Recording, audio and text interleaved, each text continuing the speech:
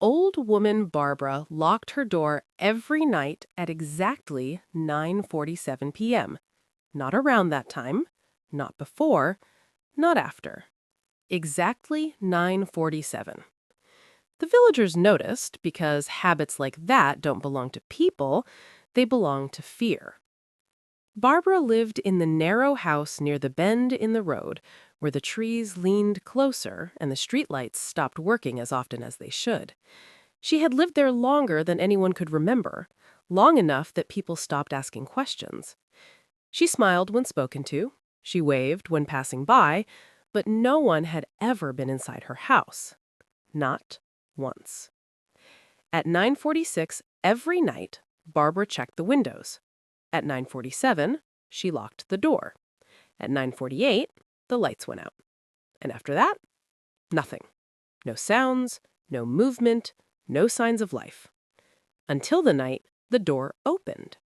It was Mr. Klein who noticed first. He was walking his dog later than usual when he saw it. Barbara's front door. Open. Wide enough to see into the dark hallway beyond. Mr. Klein stopped. The dog refused to move. Barbara never left her door open. Ever. He stood there for nearly a minute, waiting for the door to close.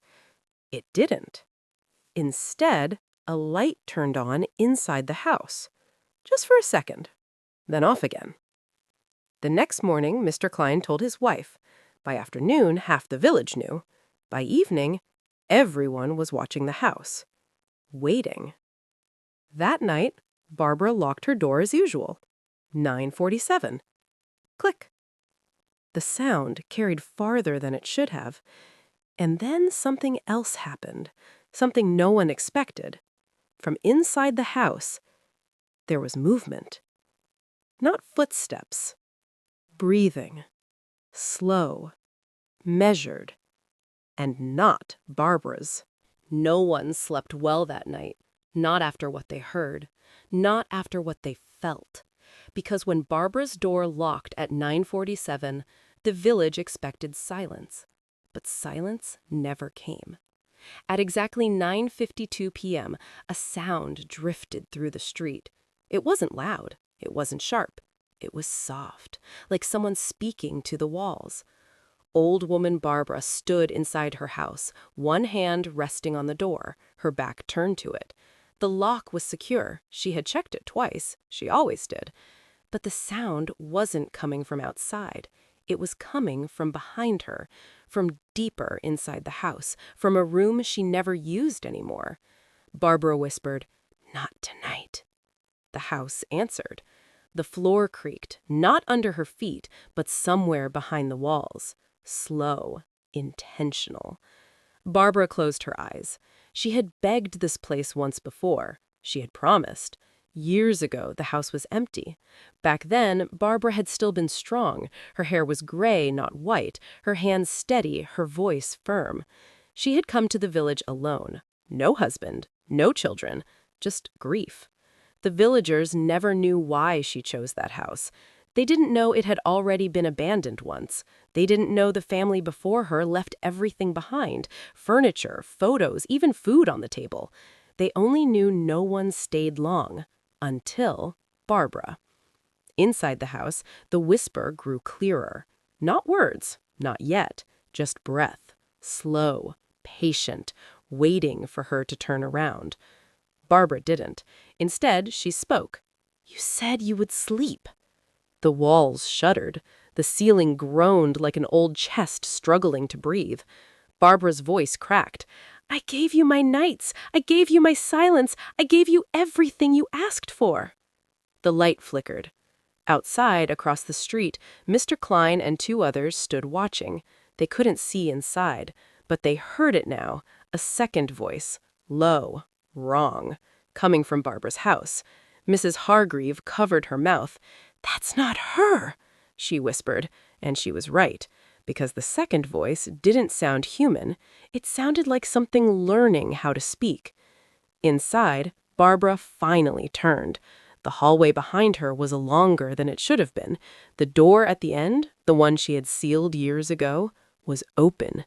Darkness spilled out like liquid, and within it, something shifted. Barbara took a step back. The house leaned inward, not collapsing, listening.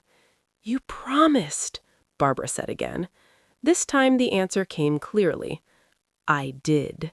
The voice echoed through every room at once. Outside, the front door unlocked. Click, slowly, by itself, and the handle began to turn. Barbara screamed, not loudly, not in panic, but in recognition, because she finally understood. The house hadn't been protecting her. She had been protecting everyone else. The door opened all the way, not violently, not suddenly, as if it had been waiting for permission. Cold air rolled out of the house, carrying a smell no one recognized at first. It wasn't rot. It wasn't mold. It was old breath, the kind that lingers in places where time stopped moving.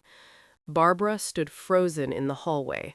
The darkness behind her shifted again, slower now, more confident. It no longer needed to hide.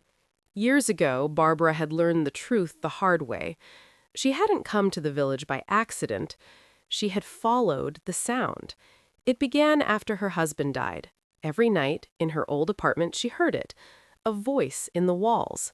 Not calling her name, calling her pain. Doctors said grief could do strange things.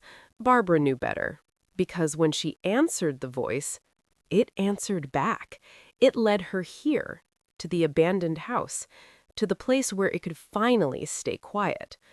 The first night, it asked for nothing. The second night, it asked for silence. The third night, it asked for her nights. And Barbara agreed. The house fed on attention, on memory, on people who listened.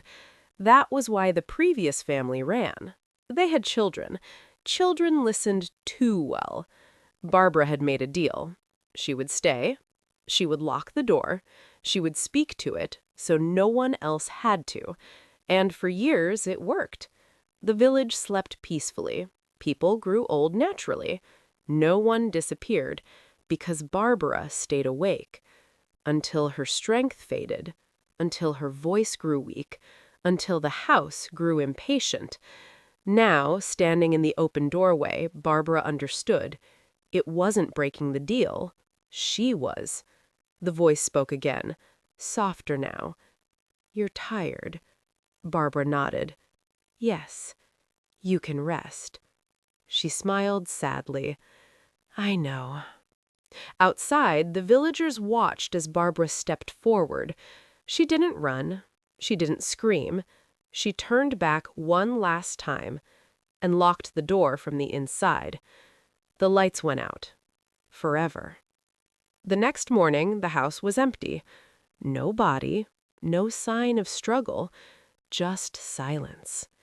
The village thought it was over. They were wrong, because now, every night at 9:47, another door locks, in another house, and somewhere, a voice learns a new name.